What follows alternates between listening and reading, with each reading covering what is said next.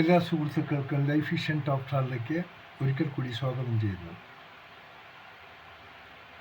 ഇന്നത്തെ വീഡിയോ പരസ്യങ്ങളെക്കുറിച്ചാണ്. നമുക്കിപ്പോൾ രാവിലെ പത്രം എടുത്താൽ പ്രധാന വാർത്തകളിടാനുള്ള സ്ഥലം പത്രക്കാർക്ക് കിട്ടുന്നില്ല. കാരണം ആ ഭാഗങ്ങളെല്ലാം പരസ്യ കമ്പനി കീഴടക്കിയിരിക്കുകയാണ്. നമുക്കറിയാം, രാവിലത്തെ ഫുൾ പേജ് പരസ്യങ്ങൾ, അത് കോടികളാണ് അതിനു വേണ്ടി ഉപയോഗിക്കുന്നത്.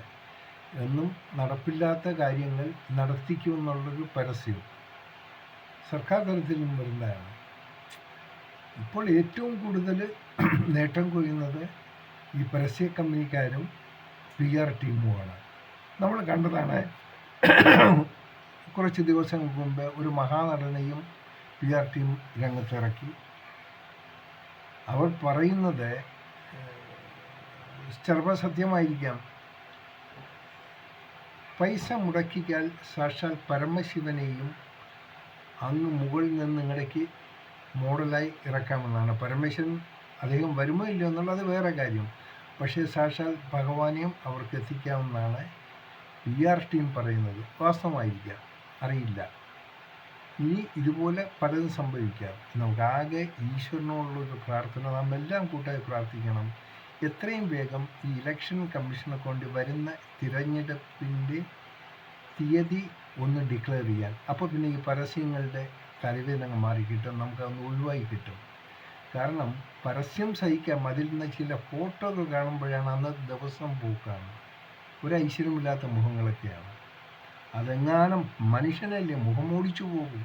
അത് വലിയ ഇതിൽ ചെറുപ്പകാലത്തുള്ള ഫോട്ടോയ്ക്കാണ് അടിച്ചു വിടുന്നത്. ഇന്നത്തെ രൂപം കണ്ടു കഴിഞ്ഞാൽ പിന്നെ ഒട്ടും മനുഷ്യൻ നോക്കത്തില്ല. അത് അവിടെ ഒരു സൈഡിൽ ഇരിക്കട്ടെ. ഇപ്പോൾ എൻ്റെ ഒരു പുതിയ നാടകത്തിന് തിരികൊടുത്തിരിക്കുന്നു. അത് അരങ്ങേറിയ സ്ഥലം വാളകമെന്നാണ് പറയുന്നത്. എന്തോ മിഡ് നൈറ്റ് എന്തോ ഒരു തുടക്കം കുറിക്കുന്ന കമ്പിയിൽ നിന്നും തുടങ്ങിയ സംവിധാനങ്ങളാണ്.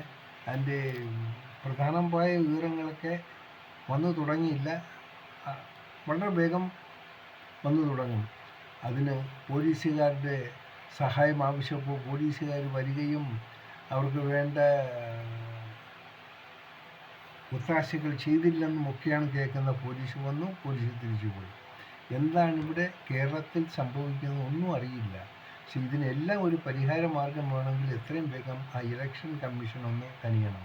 അതിന് തീർച്ചയായിട്ടും ഒരു പരിഹാരവും അത് അവർക്കേ പറ്റൂ. കാരണം ഒന്ന് ഇലക്ഷൻ ഡിക്ലെയർ ചെയ്ത് കഴിഞ്ഞാൽ പിന്നെ കുറേ കോലാഹലങ്ങളൊക്കെ അങ്ങ് മാറിക്കിട്ടും. പിന്നെ ഈ പാർട്ടിക്കാർ പ്രവർത്തനത്തിനായിപ്പോകും. അല്ലാതെ ഇപ്പം എന്തായാലും പത്രം കൊണ്ട് വലിയ കാര്യങ്ങളൊന്നുമില്ല. കാര്യം പത്രം ആരും വായിക്കുന്നില്ല. പത്രത്തിനേക്കാൾ ഏറ്റവും ഫാസ്റ്റായിട്ടുള്ള ന്യൂസ് മൊബൈലിൽ കൂടെ ലഭിക്കുന്നു. അപ്പോൾ ഈ പ്രിൻ്റ് മീഡിയയ്ക്കും കഷ്ടകാലമാണ്. അവർക്കാകെ കിട്ടുന്ന നല്ലൊരു സമയം ഇങ്ങനെയുള്ള ഇലക്ഷൻ സമയമാണ്. അത് നമുക്ക് കുറ്റം പറയാൻ പറ്റില്ല. അതിലും ഉണ്ട് ആ പേരിൽ ജീവിക്കുന്ന ഒട്ടനവധി ആൾക്കാരുണ്ട്. അവർക്കും ശമ്പളം കിട്ടണം. അതൊക്കെ വേണമെങ്കിൽ ഇങ്ങനെയുള്ള ഗോസിപ്പ് പരസ്യങ്ങൾ കൊടുത്ത് തന്നെയാകണം. ആ ഫുൾ പേജാണ്. ഇവിടെ പാവം പിടിച്ചവന് റേഷൻ വാങ്ങാൻ പോലും സാധിക്കാത്ത സാഹചര്യത്തിലുള്ള കോടികളുടെ പ്രദർശനം പരസ്യത്തിൽ കൂടി എല്ലാം ഇപ്പോൾ നമുക്ക് കേരളം സ്വർഗമാക്കാമെന്നുള്ള രീതിയിലൊക്കെ പടച്ചു വിടുന്നത്. എന്തായാലും പരസ്യ കമ്പനിക്കാർക്കും PR ടീമിനും നേട്ടം കൊയ്യാന്നുള്ള സമയമാണ്. അവരും ജീവിക്കണമല്ലോ. അപ്പോൾ നമുക്ക് ഒന്നുകൂടെ സഹിക്കണം. സാധിച്ചാൽ ഈ വാർത്ത കേൾക്കുന്ന എല്ലാവരും ഒന്ന് ഈശ്വരനോട് പ്രാർത്ഥിക്കുക, ഇലക്ഷൻ കമ്മീഷനെ കൊണ്ട് എത്രയും വേഗം ആ ഇലക്ഷൻ ഡിക്ലെയർ ചെയ്യണമെന്ന്. ഇപ്പം തന്നെ അടി തുടങ്ങിയില്ല. പല പാർട്ടിക്കാരും തട്ടലും മുട്ടലും ഒക്കെയായി. അങ്ങോട്ട് ചാട്ടം ഇങ്ങോട്ട് ചാട്ടം. പക്ഷെ ആരായിരുന്നാലും ഒന്ന് ചിന്തിക്കുക, ഒരു വോട്ട് ചെയ്യുമ്പോൾ ശ്രദ്ധിക്കണം. ഒരു വിവരം കിട്ടവരെ പിടിച്ച് മന്ത്രിതലത്തിൽ എന്തെങ്കിലും പിടിച്ചാക്കാതെ ഉള്ള ഒരു സംവിധാനമായിരിക്കണം വരുന്ന ഭരണ സമിതി നിർവഹിക്കേണ്ടത്. ജോലി അറിയുന്നവരെ ജോലി ഏൽപ്പിക്കുക. 2 മുദ്രാവാക്യം വിളിച്ച് ആ പഴക്കവും കല്ലെറിയുന്ന അടിപിടി നടക്കുന്ന പശ്ചാത്തലവും വെച്ചുള്ളവരെ ഏതെങ്കിലും സ്ഥാനത്ത് വെച്ചാൽ ഒരു ഗുണവും ഉണ്ടാവില്ല. ഗുണം കിട്ടണമെങ്കിൽ കഴിവുള്ളവരെ ആ സ്ഥാനത്ത് എത്തിക്കണം. അതുപോലെ തന്നെ കഴിവുള്ള സ്ഥാനാർത്ഥികൾക്ക് വോട്ട് ചെയ്യാൻ ശ്രമിക്കുക. ആര് ശരി ആര് തെറ്റെന്നുള്ള കുറച്ചൊക്കെ സാമാന്യ ബോധമുള്ള നമുക്ക് മനസ്സിലാക്കാൻ സാധിക്കും. അതനുസരിച്ച് വേണ്ട ചെയ്താൽ, ഇല്ലെങ്കിൽ നമ്മൾ പലതിനെയും നമുക്ക് ചുമക്കേണ്ടി വരും.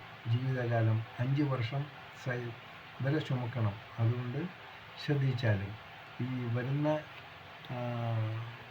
മനുഷ്യനെ അട്രാക്റ്റ് ചെയ്യുന്ന പരസ്യങ്ങളും അതും ഇതുമൊക്കെ അതിലൊക്കെ ഒന്നും വീഴാതിരിക്കുക. സ്വയം ചിന്തിക്കുക, സ്വയം തീരുമാനമെടുക്കുക. ഇനി ബാക്കിയുള്ള കഥകളുമായി നമുക്ക് അടുത്ത വീഡിയോയിലൂടെ കാണാം. Thank you.